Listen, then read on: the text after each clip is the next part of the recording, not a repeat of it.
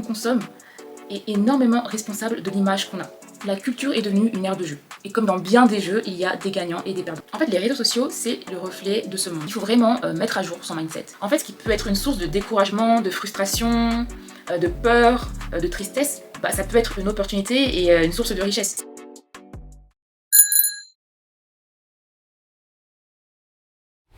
Il y a quelques années, je suivais une fille sur Tumblr qui tenait un blog mode et cette personne était d'origine indienne. Et il y a un de ses posts qui m'a énormément marqué parce qu'elle expliquait qu'en tant qu'indienne, elle se sentait limite aliénée par le contenu qu'elle postait. Et c'est vrai qu'avec le recul, je me suis rendu compte qu'elle ne postait que des mannequins blancs. Des mannequins qui soient hommes ou femmes, des mannequins blancs, vous voyez, de type un peu scandinave, mâchoire très carrée, vraiment le stéréotype du mannequin occidental. Et ce post m'a vraiment marqué parce que ça m'a fait comprendre que le contenu qu'on consomme est énormément responsable de l'image qu'on a.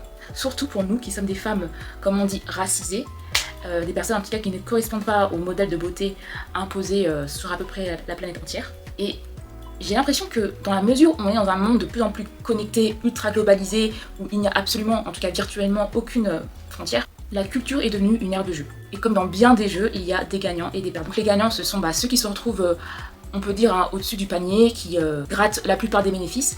Et les perdants, c'est des personnes qui, comme cette blogueuse, se retrouvaient un peu aliénées par rapport au modèle, au standard de beauté qui était élevé. Et il y a aussi ce phénomène d'appropriation culturelle, un sentiment de ne pas être suffisamment reconnu comme étant les instigateurs de tendance. Et ça, c'est quelque chose que, d'un point de vue individuel, je comprends tout à fait. Je comprends tout à fait cette frustration. Mais aussi en tant que, on va dire, créatrice de contenu et aussi chef d'entreprise, je voudrais apporter un regard un peu différent, un peu plus de nuances. En fait, les réseaux sociaux, c'est le reflet de ce monde. Je vous expliquais qu'on était sur un marché globalisé, ultra connecté, où il n'y a plus aucune frontière, on est dans un libre marché des tendances et il n'y a plus aucune règle. Il y a énormément de concurrence et également beaucoup de copies. Chaque jour sur TikTok, moi je tombe sur des vidéos de créateurs de contenu qui se plaignent que d'autres créateurs, parfois même ayant plus de followers, parfois même plus connus, piquent leur contenu. Mais il y a une chose que j'ai remarqué chez ces créateurs qui se sont sentis floués et à juste titre, c'est que malgré ça, ils n'ont pas une sorte de repli, ils ne mettent pas leur compte en privé, ils ne disent pas j'arrête de faire du contenu, non, ils reconnaissent que c'est pas juste, que c'est unfair, mais ils continuent. Et pour moi, ça c'est vraiment le bon mindset qu'il faut avoir. C'est-à-dire que lorsqu'on est créateur de contenu ou chef d'entreprise, en fait il ne faut pas s'arrêter aux injustices que l'on subit et qu'on va forcément subir d'une manière ou d'une autre, pour avoir une sorte de repli, limite comme une huître, et d'essayer de se blinder. Et ça, justement, c'est quelque chose que j'ai remarqué chez des femmes noires, parce que je suis une femme noire, donc moi je m'intéresse précisément à ce que font les femmes noires, par rapport à l'appropriation culturelle, et je vois de plus en plus de femmes noires qui disent que il faut qu'on fasse un peu des clubs fermés, qu'on se referme, qu'on reste entre nous, et ça je pense, c'est vraiment mon avis personnel, que c'est absolument illusoire. Aujourd'hui, en 2025, moi je suis chrétienne et je sais que mon Seigneur Jésus, tout ce qui est caché, il va être révélé. Donc pour moi, je pense que plus on va avancer dans le temps et plus il va être difficile de cacher des choses, peu importe le domaine. Donc je trouve ça vraiment étrange que de voir des femmes noires, et précisément des femmes noires, être dans cette forme de repli identitaire qui d'ailleurs fait étrangement assez écho au repli identitaire qu'on peut retrouver dans les pays occidentaux, vous voyez, avec la théorie du grand remplacement, la montée du suprémacisme blanc. C'est vraiment intéressant de voir comment ces sortes de panique morale poussent certains peuples, certaines démocraties à se replier sur soi-même et à essayer d'arrêter un mouvement qui est inévitable. Donc je pense qu'il faut vraiment mettre à jour son mindset et éviter de se penser comme une sorte de proie que des gens vont venir assiéger, d'être comme une sorte de citadelle assiégée, et plutôt de se rendre compte que, écoutez, ces gens-là, ils font ça, mais rien ne m'empêche de moi faire la même chose, puisqu'il n'y a pas de règle. C'est-à-dire que dans la mesure où vous n'avez pas déposé un brevet ou fait une demande légale pour que cette idée vous revienne de droit, il n'y a légalement rien qui empêche les personnes d'échanger des idées, d'échanger des influences. Vous voyez, moi je suis designer, j'ai été énormément influencée par la mode japonaise, les magazines japonais. Et moi je pense pas que le fait de ne pas systématiquement préciser d'où vient mon inspiration, je pense pas que ça fait de moi une culture vulture ou de l'appropriation culturelle. Vous voyez ce que je veux dire? Je veux dire, quand les femmes qui se maquillent mettent du crayon sur les yeux, je les vois pas rappeler que ça vient de l'Égypte antique pour éviter les infections oculaires.